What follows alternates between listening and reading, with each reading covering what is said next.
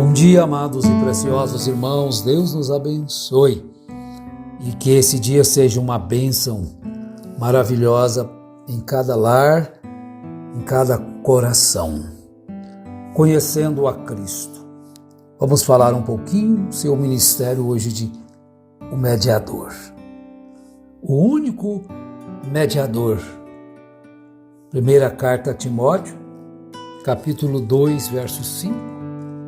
Paulo escreve para nós isto. Eu gosto de ler um pouquinho antes, para que nós tenhamos um melhor contexto, né? Vamos ler do primeiro verso. Antes de tudo, pois, exorto que se use a prática de súplicas, orações, intercessões, ações de graças em favor de todos os homens, em favor dos reis e de todos os que se acham investidos de autoridade, para que vivamos vida tranquila e mansa, com toda piedade e respeito. Isto é bom e aceitável diante de Deus, nosso Salvador, o qual deseja que todos os homens sejam salvos e cheguem ao pleno conhecimento da verdade. Porquanto há um só Deus e um só mediador entre Deus e os homens, Cristo Jesus, homem, o qual a si mesmo se deu em resgate por todos, testemunho que se deve prestar em tempos oportunos. Bem, aqui nós aprendemos duas lições. A primeira é que nós podemos interceder, fazer intercessões. E que, no campo humano, um homem pode ser mediador entre o outro. O advogado é uma mediadora entre um réu e uma vítima, Mas quando se trata em relação a Deus e ao homem, aí só há um mediador entre Deus e os homens, Cristo Jesus, homens. Que nós podemos fazer orações, intercessões, e é dever nosso orar por todos os homens, conforme lemos. É o desejo de Deus que todos os homens sejam salvos e alcancem o pleno conhecimento da verdade. Mas, como intercessor, mediador entre Deus e os homens, só há um, Jesus Cristo, homem. O ministério salvífico de Jesus Cristo se resume na afirmação de que ele é o mediador entre Deus e os homens, como acabamos de ler. E o que vem a ser o mediador? É aquele que aproxima partes que estão sem comunicação e que podem estar alienadas, separadas ou em guerra uma com a outra. O mediador deve tratar com ambos os lados, edificando-se com ambos e defendendo os interesses dos dois, e representando cada uma das partes com base na boa vontade. Não foi assim que Moisés foi o mediador entre Deus e Israel? Exatamente.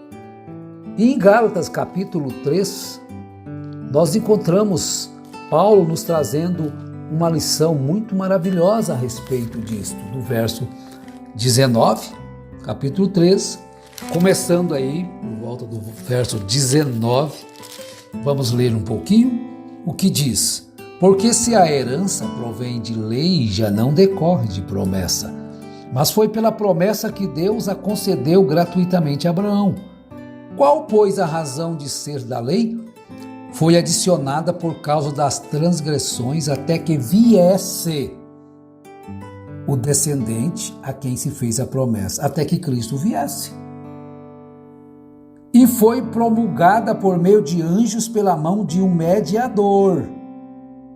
Ora, o mediador não é de um, mas Deus é um. É porventura a lei contrária às promessas de Deus? De modo nenhum. Porque se fosse promulgada uma lei que pudesse dar vida à justiça, na verdade seria procedente de lei. Mas a Escritura encerrou tudo sob ou debaixo o pecado, para que mediante a fé em Jesus Cristo fosse a promessa concedida aos que creem. Aos que creem. É necessário que nós creiamos.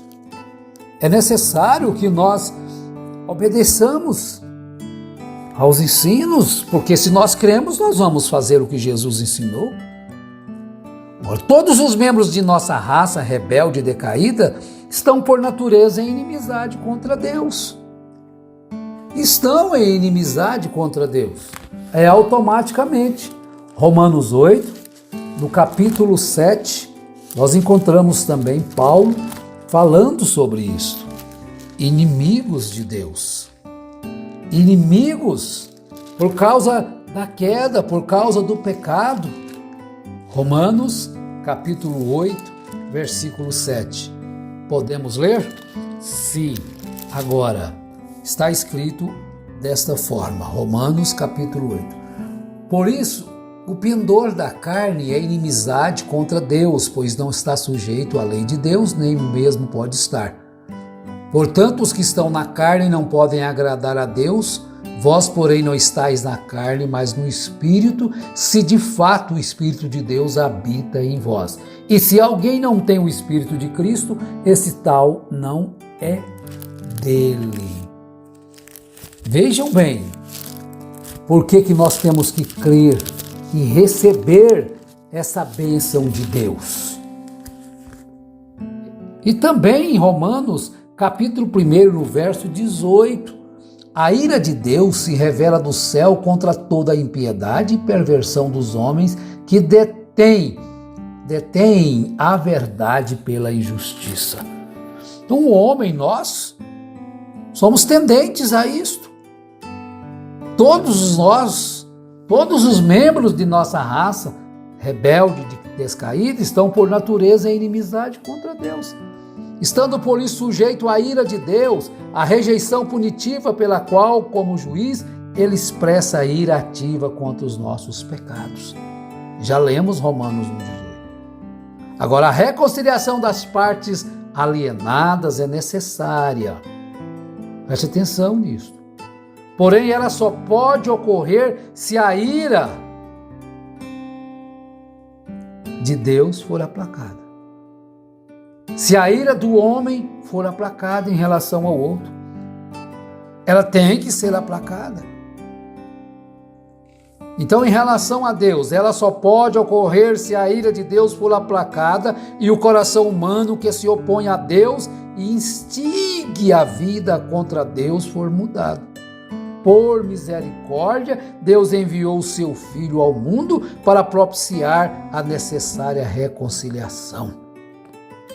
De um modo maravilhoso, de um modo estrondoso, de um modo divino, sublime. Mesmo quando nos odiava, nos amou. Porque Deus nos amou primeiro antes de nós podermos amá-lo.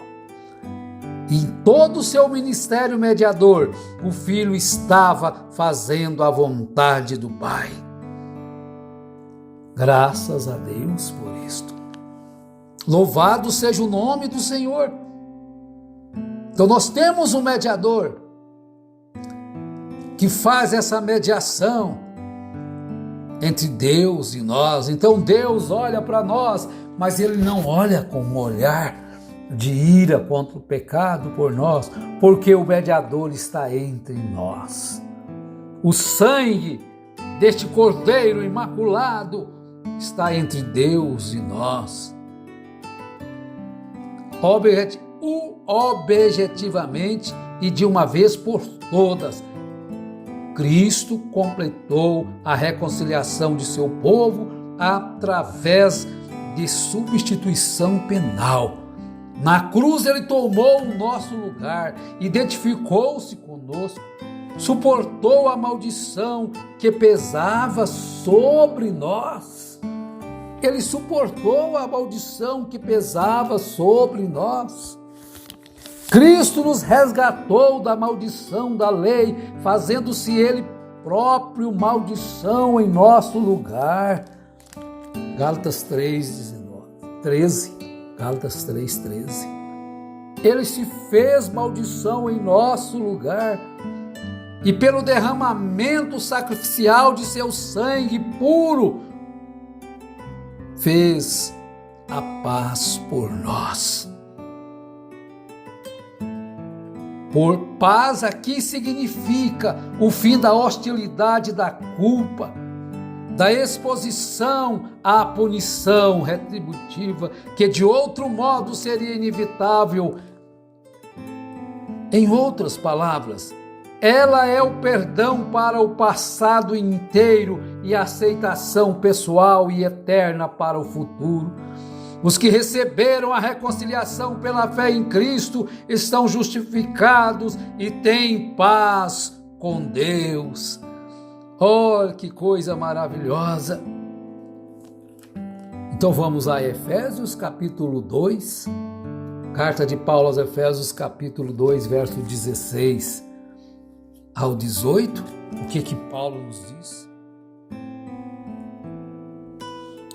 E reconciliasse ambos em um só corpo com Deus por meio da cruz, destruindo por ela a inimizade, e vindo evangelizou paz a vós outros que estáveis longe, e paz também aos que estavam perto, paz celestial, porque por ele ambos temos acesso ao Pai em Espírito, e assim já não sois estrangeiros e peregrinos, mas concidadãos dos santos, e sois da família de Deus.